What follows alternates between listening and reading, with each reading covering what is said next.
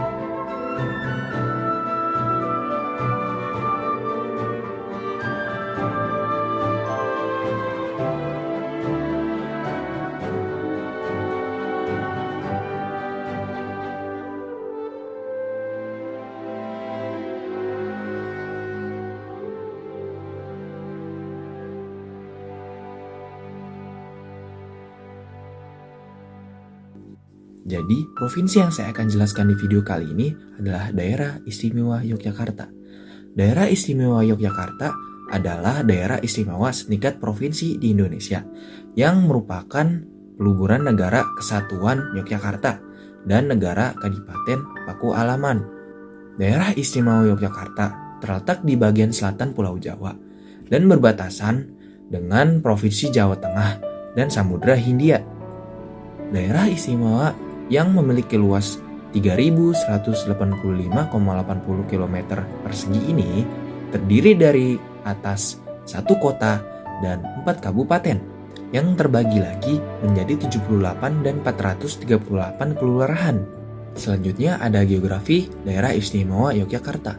Daerah Istimewa Yogyakarta terletak di bagian setengah selatan Pulau Jawa.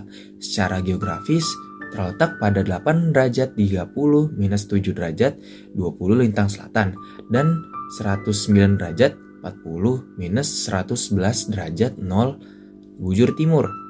Berdasarkan bentang alam, wilayah Daerah Istimewa Yogyakarta dapat dikelompokkan menjadi 4 satuan fisiografi, yaitu Satuan Fisiografi Gunung Merapi, Satuan Fisiografi Pegunungan Sewu atau Pegunungan Seribu, Satuan Fisiografi Pegunungan Kulon Progo, dan Satuan Fisiografi Dataran Rendah. Satuan Fisiografi Gunung Merapi yang terbentang mulai dari kerucut gunung api sehingga dataran fluvial gunung api, termasuk juga batang lahan vulkanik, meliputi Sleman, Kota Yogyakarta. Daerah kerucut dan lereng gunung api merupakan daerah hutan lindung sebagai kawasan Gunung Merapi yang merupakan gunung aktif dengan karakteristik khusus mempunyai daya tarik sebagai objek penelitian, pendidikan, dan pariwisata. Lalu, ada sejarah dari Daerah Istimewa Yogyakarta. Sebelum Indonesia merdeka, Yogyakarta merupakan daerah yang mempunyai pemerintahan sendiri atau disebut Zelfterbursterlandschappen atau daerah Swapraja. yaitu Kesultanan Ngayogyakarta, Hadiningrat, dan Kadipaten Pakualaman. Kesultanan Ngayogyakarta Hadiningrat didirikan oleh Pangeran Mangkubi yang bergelar Sultan Hamengkubuwono I pada tahun 1755.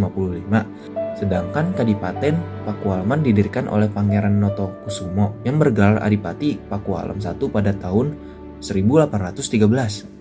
Setelah proklamasi kemerdekaan Republik Indonesia, Sri Sultanan Hamengkubuwono dan Sri Pakualam menyatakan kepada Presiden Republik Indonesia bahwa daerah Kesultanan Yogyakarta dan daerah Pakualaman menjadi wilayah negara Republik Indonesia, bergabung menjadi satu kesatuan yang dinyatakan sebagai daerah istimewa Yogyakarta. Sri Sultan Hamengkubuwono dan Sri Pakualam sebagai kepala daerah dan wakil kepala daerah bertanggung jawab langsung kepada Presiden Republik Indonesia. Dalam sejarah perjuangan mempertahankan kemerdekaan negara Republik Indonesia, daerah istimewa Yogyakarta mempunyai peranan yang sangat penting.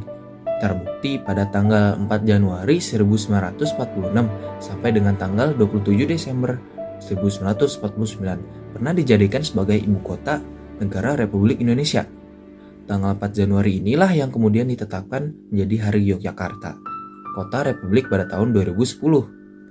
Pada saat ini Kesultanan Ngayogyakarta Hadiningrat dipimpin oleh Sri Sultan Hamengkubuwono dan Kadipaten Pakualaman dipimpin oleh Sri Pakualam yang sekaligus menjabat sebagai gubernur dan wakil gubernur daerah istimewa Yogyakarta. Keduanya memainkan peran yang menentukan dalam memelihara nilai-nilai budaya dan adat istiadat Jawa dan merupakan nomor satu masyarakat Yogyakarta. Selanjutnya adalah Kota Yogyakarta. Kota Yogyakarta merupakan ibu kota daerah istimewa Yogyakarta dan terletak di 3 lembah sungai, yaitu Sungai Winongo, Sungai Kode, dan Sungai Gajah Wong. Kota ini terletak pada jarak 600 km dari Jakarta, 116 km dari Semarang, dan 65 km dari Surakarta. Lalu ada perekonomian di daerah istimewa Yogyakarta. Perekonomian di daerah istimewa Yogyakarta antara lain meliputi sektor investasi, perindustrian, perdagangan, koperasi, UKM, pertanian, ketahanan pangan, kehutanan, perkebunan, perikanan, dan kelautan, energi, dan sumber daya mineral, serta pariwisata. Berikut macam-macam ekonomi yang populer di daerah istimewa Yogyakarta, yaitu adalah penanaman modal dan industri, perdagangan UKM, pertanian dan kehutanan, ESDM, pariwisata. Selanjutnya ada iklim di daerah istimewa Yogyakarta. Iklim dan cuaca mempunyai sifat spesifik untuk suatu tempat, sehingga keadaannya sangat bervariasi dari suatu tempat ke tempat lainnya. Hal ini menyebabkan adanya perbedaan kondisi hidrologi dan tanaman yang mampu beradaptasi pada daerah yang berbeda kondisi iklimnya. Curah hujan yang rendah umumnya dijumpai di wilayah Gunung Kidul dan Bantul, sedangkan curah hujan yang relatif tinggi dijumpai di wilayah Sleman. Dari fakta tersebut, diketahui bahwa Sleman merupakan daerah yang memiliki potensi sumber daya air yang besar ditinjau dari banyaknya input dari air hujan. Lalu berikutnya adalah pakaian-pakaian adat di daerah istimewa Yogyakarta. Berikut adalah pakaian-pakaiannya.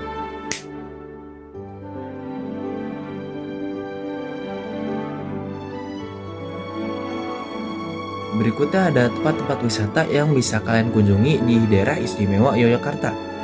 Yang pertama ada tempat wisata Taman Sari. Lalu ada tempat wisata Pantai Parangtritis. Lalu ada tempat wisata Candi Prambanan. Lalu ada tempat wisata Malioboro.